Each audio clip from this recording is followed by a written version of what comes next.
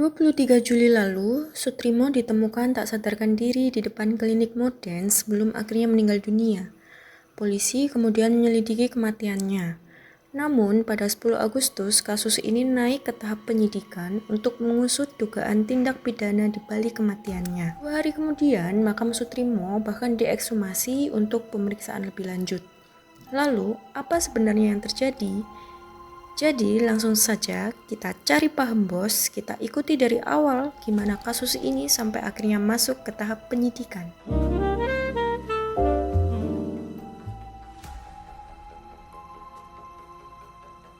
Sutrimo adalah pria berusia 42 tahun yang kematiannya kemudian ramai dikaitkan dengan lingkungan ex-Jampitsus Kejaksaan Agung yaitu Febri Adriansyah.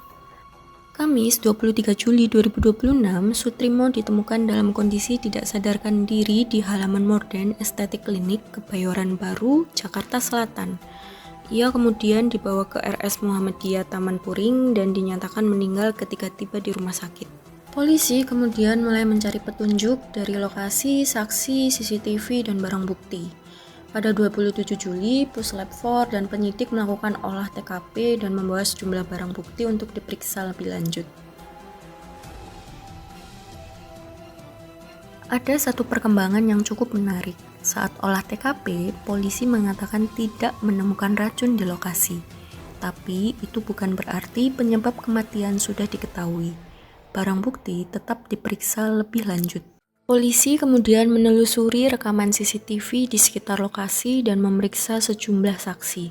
Salah satunya warga yang melihat Sutrimo saat pertama ditemukan. Dari penyelidikan ini, polisi juga mengamankan sejumlah barang bukti untuk diperiksa lebih lanjut. Lalu, pada 10 Agustus, kasus ini memasuki babak baru. Polda Metro Jaya meningkatkan penanganan kasus Sutrimo dari penyelidikan menjadi penyidikan. Dan berdasarkan laporan polisi, perkara tersebut disangkakan dengan pasal pembunuhan atau pembunuhan berencana. Pada Rabu 12 Agustus, tim gabungan membongkar makam Sutrimo di Banyumas. Ekshumasi dilakukan untuk mendapatkan bukti medis dan ilmiah mengenai penyebab kematiannya.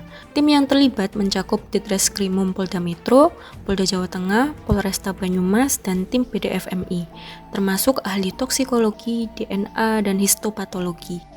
Ekshumasi sudah selesai, namun jawabannya belum langsung keluar. Sampel tubuh masih diperiksa untuk mengetahui penyebab kematiannya secara lebih pasti. Apa penyebab kematiannya? Apa yang terjadi sebelum ditemukan?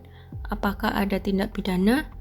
Untuk saat ini belum ada jawaban final atas pertanyaan-pertanyaan tersebut. Polisi masih mengumpulkan bukti dan menunggu hasil pemeriksaan forensik. Sampai sekarang, penyidikan kasus ini masih berjalan. Polisi masih mengumpulkan keterangan saksi dan bukti, termasuk hasil pemeriksaan forensik untuk mencari tahu penyebab pasti kematian Sutrimo. Dari klinik Modern, misteri kematian Sutrimo terus bergulir. Kini, hasil pemeriksaan forensik menjadi salah satu bagian penting yang ditunggu. Jadi, sebenarnya apa yang menyebabkan Sutrimo meninggal?